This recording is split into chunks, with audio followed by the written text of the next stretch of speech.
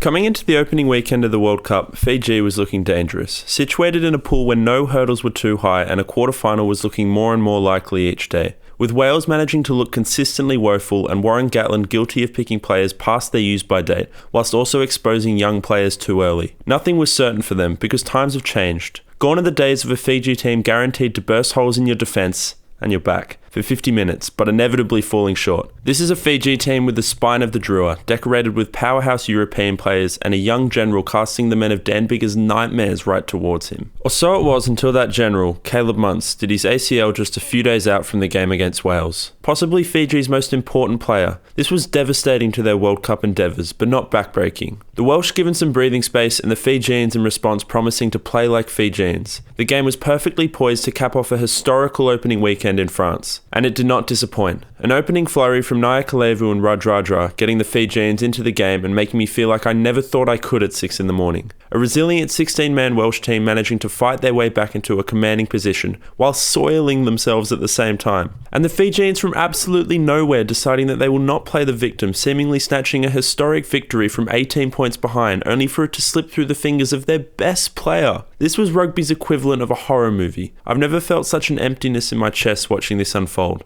My heart broken, my soul crushed, my spirit shattered. So now begs the question, what went wrong? Where do Fiji go from here? Can they still make the quarterfinals? And was that the biggest letdown of the World Cup, or did that inspiring late surge earn Fiji the two most important bonus points of all time? Fiji forced Wales to make 253 tackles on the weekend. 253! That's the most tackles ever made in a Rugby World Cup game, which suggests that the Welsh defence was brilliant, but they still missed 34, because the Fijian attack was relentless, constantly breaking the gay line, making their way into the Welsh 22 with ease, playing natural Fijian rugby, abusing athleticism and flair to unravel the defence. But that's where it got a bit interesting, because once Fiji got close, it just seemed to stop. The backs were starved of the ball and the style of play became increasingly less Fijian the closer they got to the line. It became a grind. It became predictable. One of the only things the Welsh can still manage nowadays. Not that it was done legally, but more on that later. Now, I don't want to discount the importance of these phases. They are necessary to sucking in a defensive line and building pressure, but there is a balance. Run into the space you've earned. Not to mention the risk of sealing off and being held up over the line, which is becoming potent in the modern game. Whether this was a game plan or an inability from the halves to assert control, something needs to change because Fiji had every right to win that game with the positions they put themselves in. I mean, this is Fiji we're talking about. They had 61% possession and 65% territory. That is absolutely unheard of. And not to mention the set piece. There was only one sloppy line-out and a scrum penalty each way. Now, the defence, on the other hand, was atrocious and really let the Fijians down. Looking at the way the Welsh were desperately trying to give the ball to someone else, you wouldn't know that the Fijians missed 23 out of 93 tackles. Yes, there were some massive shots that created defensive pressure, but defensive reads in key moments were not good enough. And I really hate that I have to do this, but Radradra, I love you with my whole heart, but this ain't it. It was these kind of soft breakaways at first phase play that really kept the Welsh in the game. Unless Fiji intends on scoring a dozen tries against the Wallabies, communication in the midfield needs to improve or they're going to bleed points. Now, I can't really comment on Maul defence because I'm a measly back, but it seemed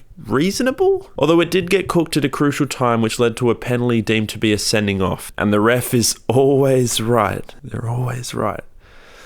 Okay, I'm going to get this out of my system. This is a cynical offence, but so is this, and this, and this. The referee Matthew Carley made a lot of good calls, but his inability to discipline the Welsh side, letting them infringe at every opportunity with minimal consequence, is just a joke. I really felt bad for the Fijians. They put so much bloody pressure on the Welsh and forced them to make these errors, but Carley seemed insistent on making sure the game remained in the balance. The 50-50 calls went to the Welsh, the cards stayed in his pocket, and the game went to the Welsh. The Fiji kicking game remains a question unanswered. Forced to make minimal 22 exits and playing a lot of ball in hand. I thought that the decision making of when to kick was excellent, but the execution was a bit of a mixed bag. They chased pretty well and were active in the aerial battle, so it will be interesting to see how they will manage this against the Wallabies, who will likely put them under a bit more pressure in their own half. How it's currently sitting, Fiji probably need to win all their games, this weekend against the Wallabies being crucial. The only way they get away with a loss is if Wales lose to Georgia, which, given recent history, isn't that unlikely. unlikely? A win this weekend would put Fiji in a great position, because if Australia then lost to Wales, Fiji would go through. And if Australia beat Wales, it would come down to bonus points. And with Fiji clutching 2 in the Wales game, along with their prolific try-scoring nature, I'd back them to make the cut over Wales. This is all assuming Fiji beat Georgia and Portugal, which will not be easy, and squad depth for Fiji could really come into question. If Fiji are going to beat the Wallabies this week, they need to be better. It's easy to write off the Aussies when you don't consider who they've been playing. They're a team that in recent times have loved controlling the possession of the ball, and if Fiji don't sharpen up their defence, a similar load of phases against them will most definitely lead to points. On the brighter side, Australia have also been playing very structureless, free-flowing rugby, which suits the Fijian game and is something they are just better at. There's also a lot of new kids playing for the Wallabies. If I was Rajadra, I'd want to see what they're made of and put a hole in one of them. Man, I wish I was him. The likes of Carter Gordon and Ben Donaldson will be tested. Sure, they've got the skills, but composure under pressure is what wins World Cups, and nothing screams pressure like a horizontal Habossi or a rampaging Tuisova. Fiji should really fancy their chances. Rajadra and Nyakalevu are the best attacking centre combination in the world, and if the rugby gods allow it, we should see Tuisova fully fit, ready to terrorise little Marky Mark. This game could strike a turning point in Fijian rugby, because there was definitely some expectation against Wales and the game got away from them. They were forced to conjure a miracle, which nearly came off, but it didn't.